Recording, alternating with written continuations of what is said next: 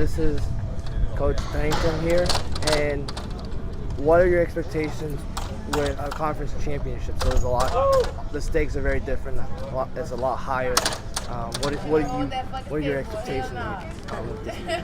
I have high expectations of all of our sprinters, as I do each weekend that we compete, but being that this is a championship season right now, expectations tend to get a little bit higher than normal. We're not really shooting or aiming for a personal best at this time. We're just going out there and trying to compete at our highest level and score points and get through the preliminary rounds and make it to the finals. And if we get into the finals, I believe that our squad can compete with anyone, and that's all we can ask from these kids is to go out and give it 100%. If they do that, whatever happens, it happens, and we'll be happy with the outcome. And with the point scoring system, do you think we'll be able to score points in most of the events in the sprints and hurdles?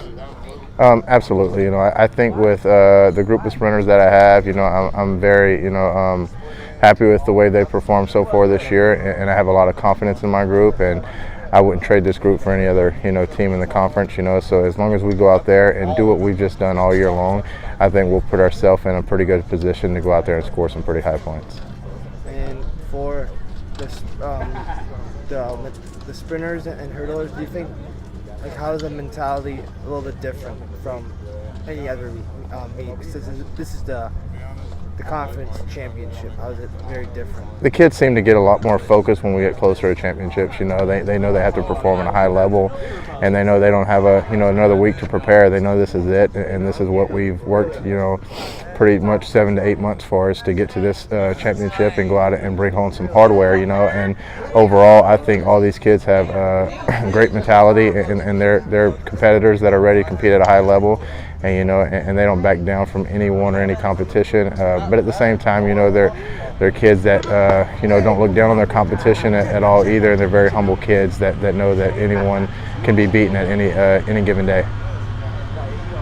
And my final question for you is, since there's going to be a lot of lineup changes with this with the next week's meet, since we have a different 4x4 group for the women's, and we have the Shaylin Jones and Natasha Jackson running in the 60. How's it going to be very different in terms of the results and kind of what you want? I think it's going to give us a better opportunity to bring home some hardware. Putting those girls into events that they have a great shot of scoring in, and taking them maybe possibly out of the 4x4, which we're not 100% sure what we'll do. But if I had to replace those two girls with two other girls from our team, that I'm just as much as confident that we can go out there and compete to win a conference 4x4.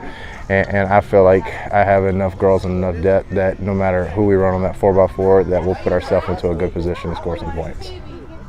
Thank you very much, Coach Pennington. Appreciate it. All right, thanks.